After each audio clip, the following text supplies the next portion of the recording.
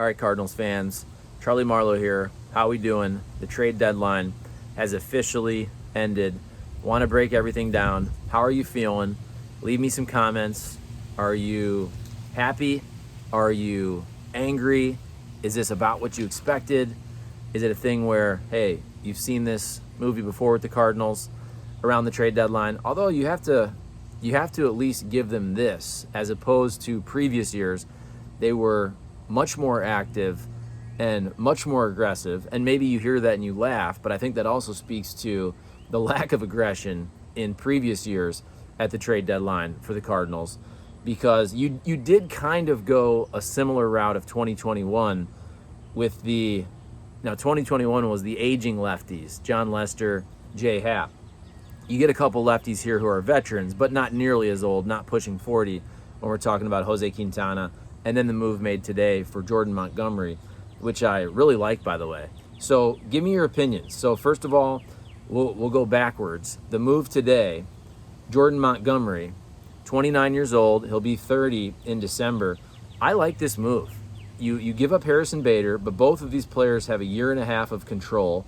Harrison Bader was physically compromised this year with the plantar fasciitis. I don't know if he was going to come back and help at all this season. He was in a boot. He tried coming back with his rehab stint. The foot was still barking. He was below 100 OPS plus this year, so he was a below average offensive player. And defensively, he was compromised. Now, we all know he's a Gold Glove caliber player, but you flip a guy with a year and a half control, and you get a pitcher with a year and a half control. So you get Jordan Montgomery beyond 2022, and his numbers really, really solid. 3.69 ERA for the Yankees, pitching in the toughest division in baseball. He made 21 starts, which is the league leader this season. 114 and 2/3 innings pitched, 97 strikeouts. So not striking out the world, but those are good numbers. And his FIP is 3.91, pretty close there. In his career, 6 seasons all with the Yankees, the man has made 97 starts, and he's got a 3.94 ERA with a 3.90 FIP. So that's a very, very solid pitcher. It's not a name we heard a lot about. It's not the sexiest name, but I think it definitely helps the Cardinals in 2022, and also it helps the Cardinals in 2023 as well. That's why I also like the move. Now, Jose Quintana is a rental, but in that deal with the Pirates, you also got Chris Stratton, a reliever whose peripheral numbers are better than his ERA, and Chris Stratton should be around helping that bullpen also in 2023. So in total, the Cardinals make 3 moves. You make the move, first off, you flip Edmundo Sosa to the Phillies for Jojo Romero, who's more of a depth reliever, AAA guy. Maybe he figures it out eventually in the big leagues. Only 25 years old, throws really hard, but not a known commodity in the big leagues. And then you make the move for Jose Quintana. You get a reliable lefty with good numbers, another guy, ERA, 3.5 FIP in the low 3s. He's a solid guy. He's a rental, but he's going to help you this year. Chris Stratton is going to help you this year and next year. You needed pitching. Jordan Montgomery is absolutely, I think, going to help you this year and next year. Everybody knew the Cardinals needed pitching. Now, maybe you're not happy because they didn't get a Tyler Mahle or a Thor. Thor goes to the Phillies. Luis Castillo obviously goes to the Mariners a couple days ago. Frankie Montas going to the Yankees. But you got solid pitchers that are going to help you. Now, the problem is, and this is probably why people are ticked off, I'm seeing, especially on Twitter, is you didn't separate yourself, in my opinion, or put yourself into that top tier. And maybe you couldn't have. Now, maybe Juan Soto gets you there, but to me, there's a clear division in the tiers of National League contenders. The other thing is, you have 6 teams making the playoffs this year in the National League. Only 7 teams are really trying. If you want to be nice, you can throw in the Giants, who didn't really move their guys, Carlos Rodon and Jock Peterson. So if you want to technically say that the San Francisco Giants, who are 4.5 games out of the wild card, are still trying, I'll give you that. But really, the Cardinals are in a race to beat the Philadelphia Phillies for that final wild card spot. And in a way, that's kind of pathetic, because you thought Major League Baseball, in expanding the playoffs, would have more teams trying to get in And that's not the case at all. You still have really Mets, Braves, Phillies in the East, Brewers, Cardinals in the Central, Dodgers, Padres trying to win. And again, I'll throw the Giants in there as not really going for it, but they didn't necessarily sell off either. And so that's where you now have a clear tier system in the National League. You have the Mets, you have the Braves, you have the Dodgers, and I'm going to put the Padres in there as a team that's looking to surge and looking to be one of the better teams in the National League, even though they're so far behind in the division. There's still, almost no chance to win the division, but in the playoffs, that team is dangerous. So you have that tier of Mets, Braves, Dodgers, Padres, and then that second tier of teams still trying to compete for the postseason. That's Phillies, Brewers, Cardinals, and we'll give it to the Giants right there. Once again, just drop me your comments. Let me know how you're feeling about the trade deadline.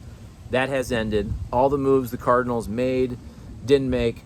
I do think it got to a point with Juan Soto where we talked about it so much, it probably became a letdown that the Cardinals did not end up trading for Juan Soto. But on the other side of that, as this negotiation got deeper and deeper, and you kept hearing Cardinals, Padres, and Dodgers, it also really got to a point where, specifically with the Padres are in a super aggressive / desperation mode. They've never won a World Series. That's clearly what they're gunning for. They will basically risk it all in terms of their future, their farm system. What do they care? If they win a World Series in the next 1, 2, 3 years, what do they care if they have to sell everybody off afterwards? They've done that anyway. So they don't care as much about their prospects, whereas the Cardinals' business model, which you can criticize them for because they don't go for it enough, but the Cardinals' business model is competing every single year. They're very risk averse in terms of their prospects. The guys they gave up, I have no issue with that. Harrison Bader, I think, because he was injured, only 1 year of control beyond this season. I know some people are saying, hey, you should have traded Dylan Carlson. Dylan Carlson does have a ton of value. Dylan Carlson has 4.5 years of control. He's only 23. Dylan Carlson is getting better. And the other part is, who's going to play center field this year? Dylan Carlson has showed me a lot this year in terms of his ability to play center field. And I don't think Harrison Bader was really going to help out much with his injury this season. So even though Juan Soto would have been a great move for this year and for the next 2 years, you still want to give yourself the best chance to win in 2022. You need a center fielder, and I think you're okay now with what you've seen from Dylan Carlson in the last month or two, that he can do that job fine. Is he going to win a Gold Glove in center field? I'm not saying that, but he's definitely a solid, serviceable center fielder. So there's my take, guys. I think I'm going to give the Cardinals, I'm going to give them a B-. You tell me if that's fair there. A B-. They've done so little in previous years that the bar was low. So maybe my B- should be lower. But you kind of get to a point where you expect the Cardinals not to do much around the trade deadline. They actually did more than they usually do. You can probably go back to the John Lackey deal. That's the last time they were this active in terms of getting some solid pieces.